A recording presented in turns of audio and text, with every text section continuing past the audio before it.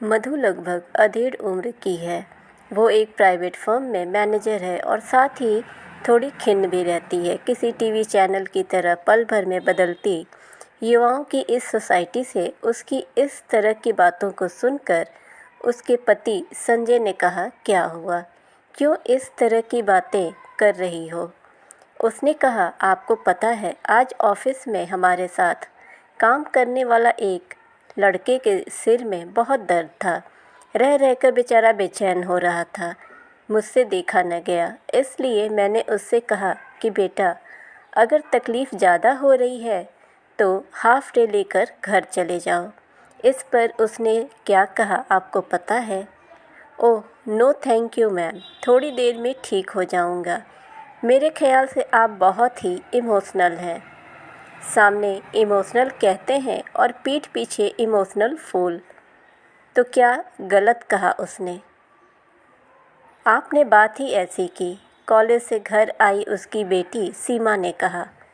मधु ने कहा, तो क्या तुम्हें भी लगता है कि मैं इमोशनल फूल हूँ? मम्मा, अपने सब ऑर्डिनेट से इतना अटैच होने की क्या ज़रूरत है? बस उस पर इतनी ममता बरसाओगी तो लोग फूल नहीं तो क्या कूल कहेंगे। और वह हंसते हुए वहाँ से चली गई। मधु ने अपने पति से कहा, आपको नहीं लगता कि जनरेशन गैप आज गैप न होकर किसी खाई या कुआं बन गई है? अगर इतनी आर्द्रता, इतने संवेदनशील हम नहीं रहे तो एक दिन मशीन बन जाएंगे। मुझे तो कभी कभी सोचकर घबराहट होने लगती है कि हमारे बच्चे सुरक्षित तो हैं ना। हमेशा की ही तरह मधु के पति ने उसके कंधे पर एक सांत्वना भरा हाथ रखा और कहा, छोड़ो ये सब बातें, सब कुछ ठीक है, सब कुछ ठीक है। मधु का मन बेचैन था, बस इस बात को मानने को तैयार न था।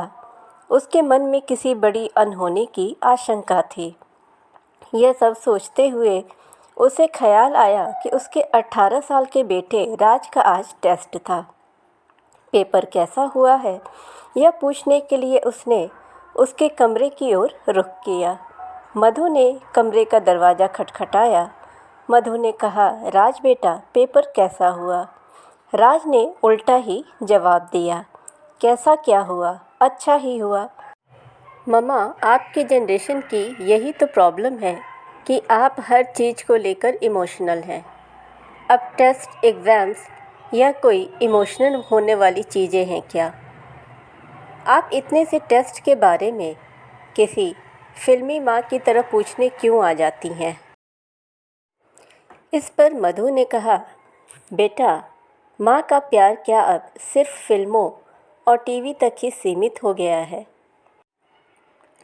टीवी के रियलिटी शो में भी किसी प्रतिस्पर्धी के हारने पर उसे रोता बिलखता देखने पर तुम्हें भी रोना आ जाता है। पर घर में माँ अगर भावुक हो जाए तो राज ने बात बीच में काटते हुए चिढ़कर कहा, मम्मा, यू आर इम्पॉसिबल। क्या इमोशनल अत्याचार है यार? भावनाएं भी अत्याचार कर सकती हैं क्या? मधु ने कहा, बेटा, प्रैक्टिकल होना अच्छी बात है पर असंवेदनशील होना चिंताजनक है। आज तुम लोग असंवेदनशील होते जा रहे हो। मम्मा, ऐसा आपको लगता है, पर दुनिया आपके समय जैसी नहीं रही। मुझे भी आगे चलकर मल्टीनेशनल्स में काम करना है, करियर बनाना है, पैसा कमाना है। अगर मैं आप लोगों की तरह रोते धोते बैठ गया तो प्रतियोगिता से बाहर हो जाऊंगा। राज ने जवाब दिया। मधु ने कहा, मैं जानती हूँ बेटा और समझ भी सकती हूँ, पर हमें अपने उन गुण धर्मों को तो सहेज कर रखना ही चाहिए जो हमें जानवरों से अलग करते हैं। बेटे ने कहा, मम्मा, आपकी जनरेशन ना हमारे प्रॉब्लम्स समझ सकती है और ना ही समझने की कोशिश करती है। आप लोग क्यों चाहते हैं कि आपकी चीज़ों को हम आज अपने कंधों पर ढोएं? इमोशनल फूल्स। जो शब्द आज तक मधु ने पीठ पीछे सुना था, आज उसी शब्द को मुंह पर भी सुन लिया। मधु सकते में थी। वह कॉफ़ी का मग उठाए छत पर चली गई। शायद कुछ समय सिर्फ अपनी भावनाओं के साथ बिताना चाहती थी, जिसे अभी अभी उसके बेटे ने मूर्खता भरा साबित कर दिया था। यह सोचने लगी, ये क्या हो गया है? मेरे हाड़ मांस के शरीर से ऐसी मशीनों का जन्म कैसे हो गया? राज, मैंने तो तुम्हें तब भी प्यार किया, तुम पर अपनी ममता लुटाई, जब तुम्हें मैंने देखा भी नहीं था, जब तुम मेरे पेट में थे। आज मेरे बच्चे मेरे प्यार, मेरी भावनाओं को अत्याचार समझ रहे हैं।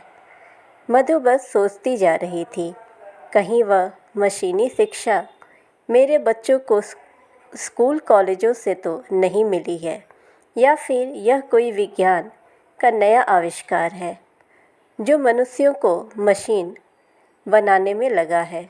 अगर ऐसा होता रहा तो कुछ सालों बाद हम जैसे इमोशनल फूल्स सिर्फ वृद्धा आश्रमों में ही दिखेंगे और घरों में रहेंगी यही मशीनें। आज मधु को विज्ञान की रीजनिंग पावर पर गुस्सा आ रहा था। वह सोच रही थी कि विज्ञान ने हर चीज़ का कारण बता दिया है और यह भी बता दिया है कि बिना कारण के कोई भी चीज़ नहीं होती है। अगर कोई रो रहा है या फिर खुश है तो विज्ञान झट से बता देगा कि इसके पीछे कौन सा केमिकल रिएक्शन काम कर रहा है। विज्ञान हम इंसानों को बख्श क्यों नहीं देता? कितने अच्छे दिन थे वो, जब इंसानों की भावनाओं की नमी उनके चेहरे पर भी झलकती थी और आँखों से बहती भी थी। तब लोग इन आंसुओं का सम्मान भी करते थे। फिर मम्मा मम्मा क्या सोच रही हो? सीमा ने अपनी मम्मा के अतीत प्रवास पर रोक लगाई। मम्मा, आपकी कॉफ़ी तो ठंडी हो गई है। फिर मधु ने जवाब दिया, हाँ, बिल्कुल तुम लोगों की ही तरह। तुम भी तो कितने ठंडे हो गए हो। भावनाओं की गर्माहट बिल्कुल ख़त्म हो गई है। सीमा ने कहा, छोड़ो ना मम्मा, मैंने आपकी और भैया की बातें सुन ली है। कब तक आप ऐसे कुढ़ते रहोगे और हमारी पीढ़ी को कोसते रहोगे? मधु ने अपनी बेटी का हाथ अपने हाथ में लिया और कहा, बेटा, मैं क्यों कोसूंगी? इस नई पीढ़ी को जन्म हमने ही तो दिया है। यह हमारी अपनी है। मैं तो बस तुम दोनों को प्यार, विश्वास, संयम, सहजता, सरलता के उस समंदर में ले जाना चाहती हूँ जिससे हमारी पीढ़ी तरबतर है। सीमा बोली, मम्मा, यह नॉवेल वाले डायलॉग्स बस करो। आप क्यों नहीं समझती कि आज दुनिया बदल गई है? उसकी बात बीच में काटते हुए मधु ने कहा, कितनी बदल गई है बताओ? ऐसा क्या बदलाव आया है इन 20 सालों में? कुछ नहीं बदला सीमू। तुम लोगों ने खुद को बदल दिया है। अपने आप को विचारों से, नैतिक अनैतिक के ज्ञान से, समाज से काट दिया है। तुम लोग आज सेल्फ सेंटर्ड हो गए हो, जिम्मेदारियों से कतराते हो, उन्मुक्त रहना चाहते हो, पर यह नहीं जानते उन्मुक्तता में उन्माद नहीं होता। हमारे वक्त काम की जगह पर प्रोफेशनलिज्म तो था ही, पर साथ ही इमोशनलिज्म भी था।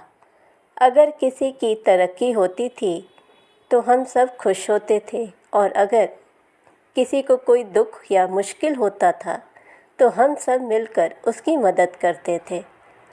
आपकी कोई भी दलील मुझे कन्विंस नहीं कर पा रही है मॉम, सीमा ने कहा। अगर हम अपने कलीग की तरक्की से खुश और उसके दुखों पर रोते रहे तो हम तरक्की कैसे करेंगे?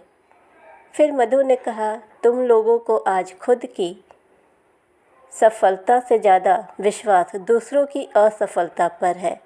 अपनी काबिलियत से ज़्यादा विश्वास दूसरों की नाकाबिलियत पे है। सीमा बोली, ओह मम्मा बस करो। बात कहाँ से कहाँ पहुँच गई। मुझे लगता है कि आप स्ट्रेस में हो और गंभीर रूप से किसी मानसिक बीमारी की शिकार होती जा रही हो। हम कल ही किसी अच्छे मनोवैज्ञानिक के पास जाएंगे। इतना कहकर सीमा तो वहाँ से चली गई, पर मधु यह सब समझ ही नहीं पा रही थी। उसे ऐसा लग रहा था कि मानो भूतकाल और वर्तमान में कोई तालमेल ही नहीं रहा। वह अपनी ठंडी कॉफ़ी लिए नीचे उतर आई। अगली सुबह मधु नाश्ते के टेबल पर अनमन ढंग से बैठी हुई थी। उसके मन का द्वंद्व उसके चेहरे पर साफ नज़र आ रहा था। मधु कुछ सोच रही थी। कहीं मैं ही तो गलत नहीं, कहीं राज और सीमा की सोच सही तो नहीं। तभी मधु के पति ने आकर उसके हाथ पर हाथ रखा और कहा, क्या हुआ मधु, तुम इतनी बेचैन क्यों हो? तभी सीमा अंदर से तैयार होकर एक बैग हाथ में लिए बाहर आई। मैं अपने दोस्तों के साथ गोवा जा रही हूँ, उसने कहा। फिर मधु ने पूछा, कौन दोस्त? सीमा ने जवाब दिया, मम्मा प्लीज़ आप इन सब से दूर रहें। पापा मैं 2 दिन में लौट आऊँगी और मम्मा आते ही हमें डॉक्टर के पास जाना है, याद है ना? फिर मधु को संजय ने समझाया, मैं तुम्हारी स्थिति समझ रहा हूँ, सब ठीक हो जाएगा। बच्चे बस थोड़ी स्वतंत्रता चाहते हैं और वह उन्हें हमें ही देनी चाहिए। मधु ने सहमति तो जताई, पर वह अब भी बेचैन थी। देखते ही देखते 2 दिन बीत गए और दरवाजे पर दस्तक हुई। मधु दौड़ती हुई दरवाज़ा खोलने पहुंची। दरवाजे पर सीमा खड़ी थी। मधु ने उसे गले लगाया और कहा, तू ठीक है ना? मैं बहुत खुश हूँ कि तू ठीक ठाक घर वापस आ गई। फिर सीमा ने कहा, मम्मा आप तो ऐसे खुश हो रही हो जैसे मैं कारगिल की लड़ाई से जिंदा वापस लौटी हूँ। संजय ने मधु से कहा, देखो मधु, कुछ नहीं हुआ, हमें अपने बच्चों पर विश्वास करना चाहिए।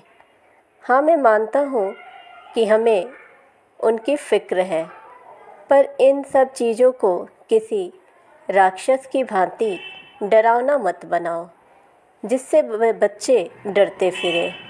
मधु इस बार पूरे मन से सहमत थी। तभी बाहर से राज आया। वो बहुत डिस्टर्ब लग रहा था। वह सीधा अपने कमरे की ओर गया। मधु ने पीछे से आवाज़ भी लगाई, पर वह अनसुना कर निकल गया। राज को इतना टेंशन में देख सभी उसके पीछे चल पड़े। सभी राज को दरवाज़ा खोलने के लिए कह रहे थे। काफ़ी देर तक जब दरवाज़ा न खुला तो संजय ने दरवाज़ा तोड़ दिया। राज कमरे में एक कोने में ब्लेड लेकर बैठा था। मधु को समझ में आ गया कि वह क्या करना चाहता है। फिर मधु ने मौके की नज़ाकत समझी और बेटे को लेकर छत पर गई। काफ़ी देर तक राज चुपचाप अपनी माँ को पकड़कर बैठा रहा। तभी सीमा भी वहाँ आई। उसने पानी का ग्लास राज को दिया। राज को उसका मन कचोट रहा था। बिना किसी के पूछे ही उसने बताना शुरू किया, मम्मा मैं जीना नहीं चाहता। आपको पता है इंजीनियरिंग में मेरा सिलेक्शन नहीं हुआ है। मैं प्रवेश परीक्षा में फ़ेल हो गया हूँ। मधु ने कहा, बेटा बस इसी बात का मुझे हमेशा डर लगा रहता था। मुझे पता था तुम ऐसा ही कुछ करोगे। किसी परीक्षा की सफलता बस यही वजह है तुम्हारे जीने की। तुम जानते हो जीवन कितना खूबसूरत है और आज इतनी छोटी सी वजह से तुम उसे ही ख़त्म करने चले थे। राज आश्चर्यचकित था और उसने कहा, मम्मा आप नाराज़ नहीं हैं। मुझे लगा आपको बुरा लगेगा। आपने और पापा ने मेरी ट्यूशन पर कितना खर्च किया था। आपकी अपेक्षाएं थीं।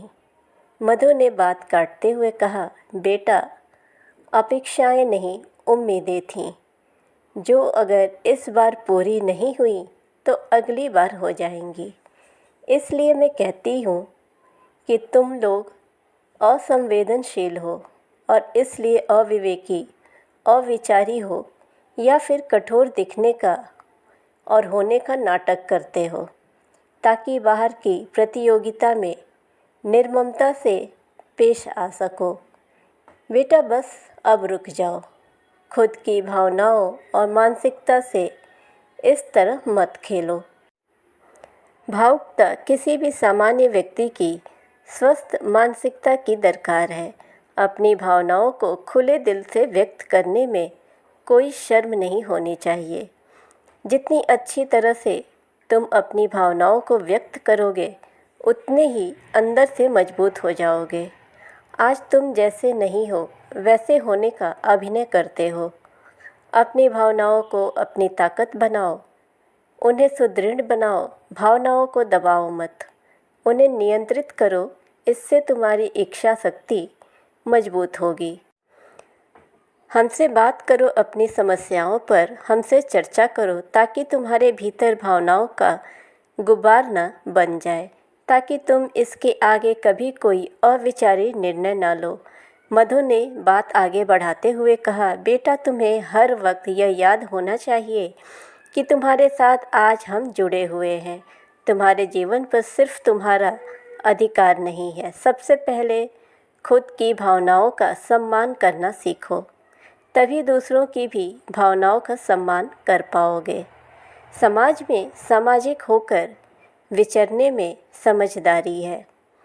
जब जब समाज को इमोशनल फूल कहकर कदम बाहर रखोगे, विसंगतियाँ और विभत्सता बढ़ती हुई नज़र आएंगी।